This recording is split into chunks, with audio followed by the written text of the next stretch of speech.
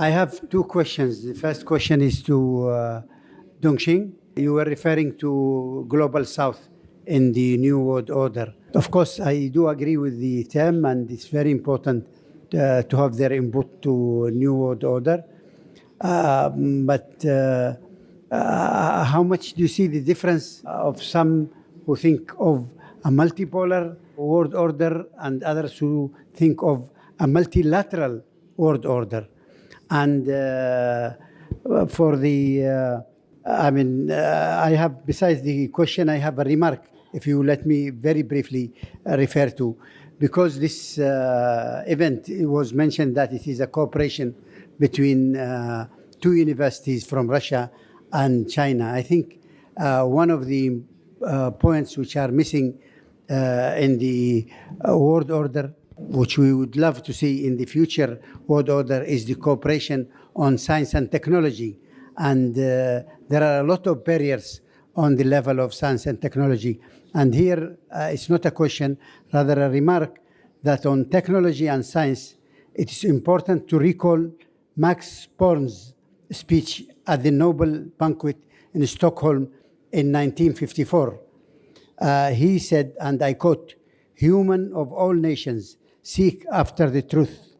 It is my greatest hope that the modern trend to subjugate science to politics and to inhuman purposes ends, and to erect barriers of fear and suspicion around national groups of scientists will not continue, for it is against the spirit of scientific research, as the mind can grow and bear fruits only in freedom." Thank you very much.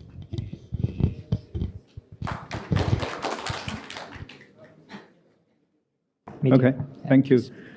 Thank you for your important question, Ambassador. My understanding about the difference between multilateralism and multipolarism,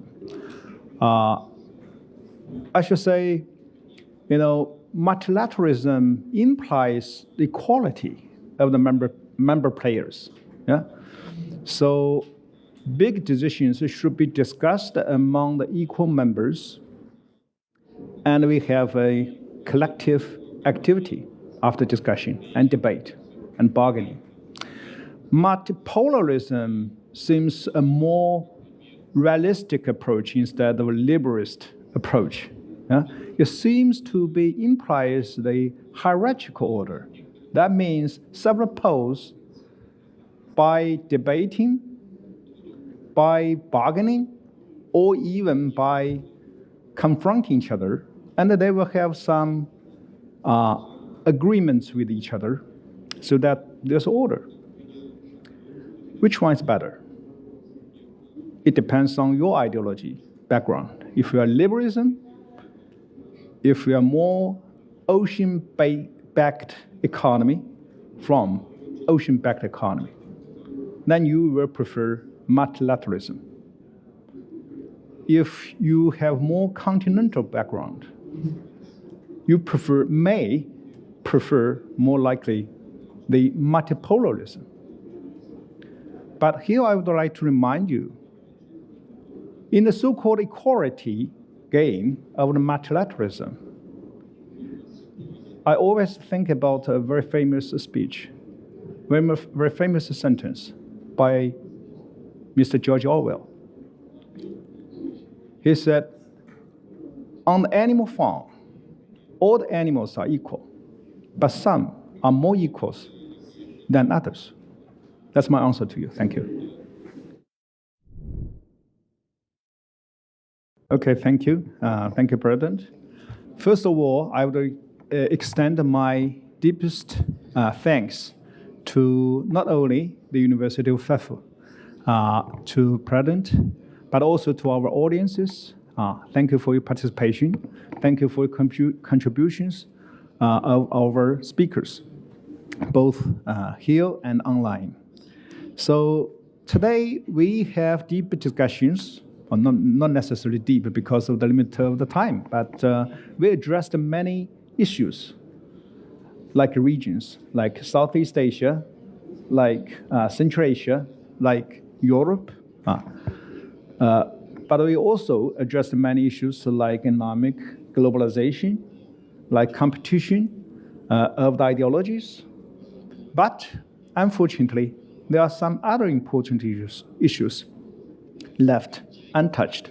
For example, the ongoing wars in not only Middle East, but also in Europe and some in Asia. The civil wars, for example, Myanmar, civil wars in some African countries. Maybe because of lack of the background of military and security studies. So there are other issues like technology competition, as you mentioned, Ambassador mentioned in his question and in his remark. So that also leaves the necessity of the ongoing cooperation between our two universities. Maybe we would like to extend invitation to other important partners from the global important universities to join us to keep this important forum go on. This year we have this opening forum joint venture in Far East of Russia. But maybe next year we can later on discuss about the details. We have the second forum in China, not necessarily in Beijing. Beijing is the capital of China. We all know that. But we can have a next one in Shenzhen. Shenzhen is not capital of China, but it's a hardware capital. It's a capital of the hardware technology, of innovation and manufacturing of the whole world today. So we have also my school, a School of Global and Area Studies. We are going to launch a branch in Shenzhen. So next time we could invite you guys to participate in such or more broad discussions about global competition, not only in ideology, economics, but also in technology and security, and how the new world order should be shaped. Okay, thank you very much. Thank you for participating in this event. Thank you.